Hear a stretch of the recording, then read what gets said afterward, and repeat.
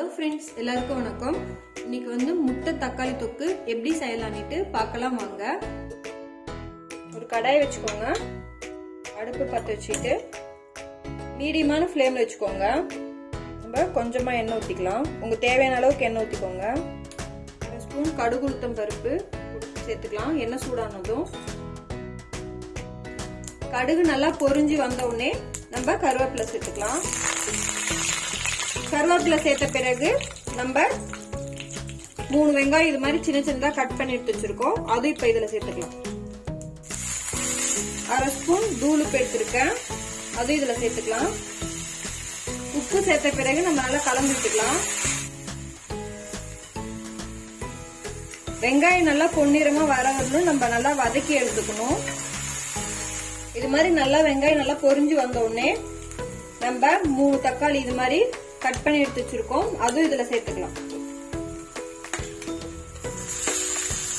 இப்ப வந்து கொஞ்சம் ஹைல வச்சிருக்கேன்.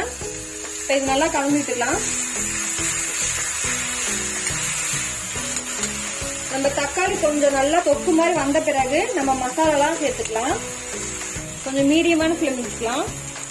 இது மாதிரி நல்லா தக்காளி எல்லாம் நல்லா கொத்தி விட்டுக்கோங்க. தக்காளி இது மாதிரி நல்லா இந்த பதம் வந்த உடனே நம்ம மசாலா ஒண்ணுன்னா சேர்த்துக்கலாம்.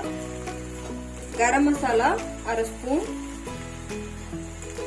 காரம் 1/2 ஸ்பூன். உங்களுக்கு காரத்துக்கு ஏற்ப எடுத்துக்கோங்க. நீங்க காரம் நிறைய சாப்பிட்றவங்களா இருந்தா நீங்க எடுத்துக்கோங்க. நான் காரம் கம்மியா சாப்பிட்றதுனால நான் 1/2 ஸ்பூன் எடுத்துருக்கேன். மஞ்சத்தூள் கொஞ்சமா, பெப்பர் கொஞ்சமா சேர்த்துக்கோங்க. இதெல்லாம் நல்லா சேர்த்த பிறகு நம்ம நல்லா கலந்து விட்டுக்கலாம்.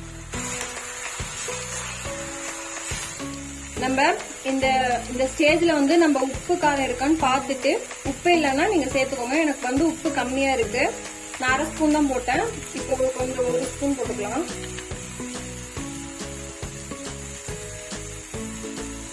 இந்த ஸ்டேஜ்ல நீங்க டேஸ்ட் பார்த்து உப்பு சேர்த்துக்கோங்க. தக்காளி நல்லா தொக்கு பதத்துல வர வரையிலும் நம்ம செஞ்ச வாட்டிக்கு நம்ம முட்டையை வந்து உடைச்சு ஊற்றிக்கலாம். தக்காளி இது மாதிரி நல்லா தொக்கா வந்த பிறகு நம்ம முட்டையை உடைச்சு ஊத்திக்கலாம். 5 முட்டையை சேர்த்துக்கலாம்.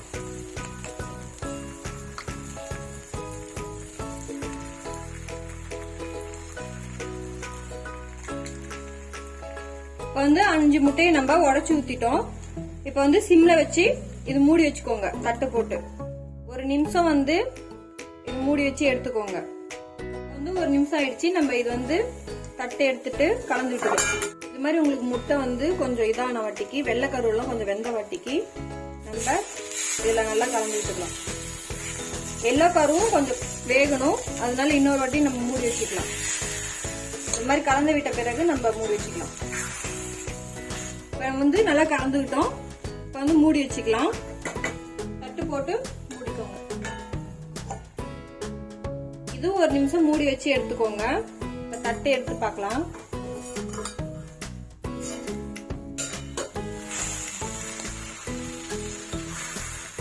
முட்டை உங்களுக்கு பாருங்க இது மாதிரி வெந்திருக்கும். இந்த ஸ்டேஜ்ல நல்லா நம்ம கொத்தி விட்டுக்கலாம். சப்பாத்திக்கெல்லாம் ரொம்ப சூப்பரா இருக்கும். ஈஸியான முறையில நீங்க இது செஞ்சு முடிச்சிடலாம். ரொம்ப டேஸ்டாவும் இருக்கும். எக்கு சாப்பிடாத குழந்தைங்களும் நல்லா எக்கு சாப்பிடுவாங்க.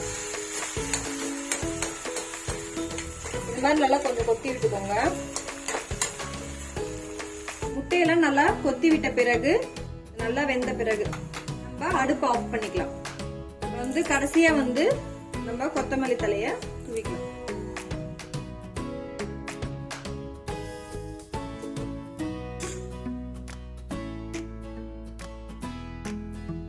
முட்டை தொக்கு தயாராயிடுச்சு.